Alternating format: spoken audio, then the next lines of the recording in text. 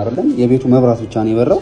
ስለዚህ ያ መብራት ምን ያህል ኪሎዋት እየወሰደ ነው የሚለውን ደግሞ ማወቅ ስትፈልጉ 0.40 ትጫናላችሁ ማለት ነው።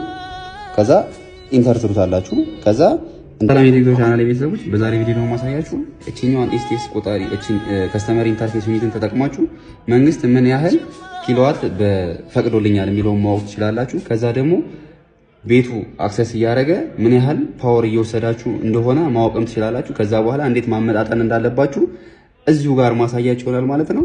ተከታተሉ። ያው እንደምትመለከቱት አሁን እዚህ ጋር ማለት ነው መንግስት ምን ያህል ፈቅዶልኛል የሚለውን ለማወቅ መጀመሪያ 200 ትጫናላችሁ። ከዛ 200 ከተጫናችሁ በኋላ ኢንተር ትሉታላችሁ ማለት ነው። ከዛ ኢንተር ስትሉት ኮኔክተድ ይልና መንግስት 7.5 ኪሎዋት እንድትጠቀሙ ፈቅዶላችኋል ማለት ነው።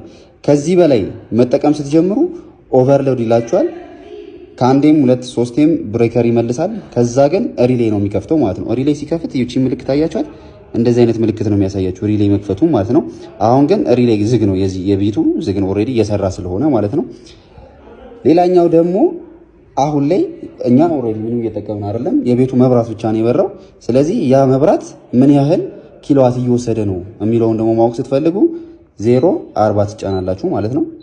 ከዛ ኢንተር ትሉታላችሁ። ከዛ እንደምትመለከቱት መብራቱ ብቻ 0.87 ኪሎዋት ፐር ሃወር ይወስዳል ማለት ነው። ስለዚህ በዚህ ከቀጠለ ከሞላ ነው። አሁን ለምሳሌ የዚህ ቤት ስንት አለው ማለት ነው ቼክ ላድርግላችሁ። 170 ላይ ስንት ኪሎዋት እንዳለው ነው 72.51 ኪሎዋት አለው ኦልሬዲ የተሞላ ማለት ነው። በቴሌ ብር የተገዛ ኪሎዋት ነው፣ የፓኬጅ ነው ማለት ነው።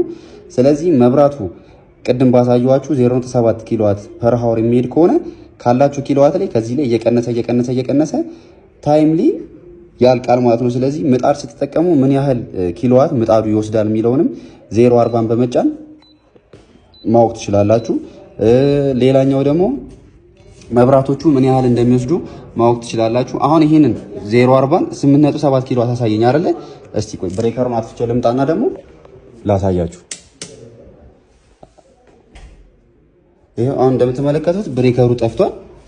ብሬከሩ ጠፍቶ የመብራቱ ብሬከር ጠፍቶ 0.40 እናስገባ። 0.40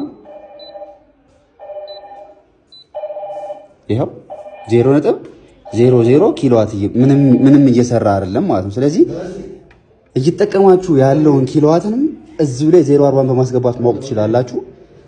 መንግስት የፈቀደላችሁ 200 ላይ በማስገባት ኢንተር በማለት ማወቅ ትችላላችሁ። ያላችሁንም ኪሎዋት ለማወቅ ከፈለጋችሁ 170 በመጫን ማወቅ ትችላላችሁ። እንደዚህ እያደረጋችሁ ማወቅ ትችላላችሁ ማለት ነው።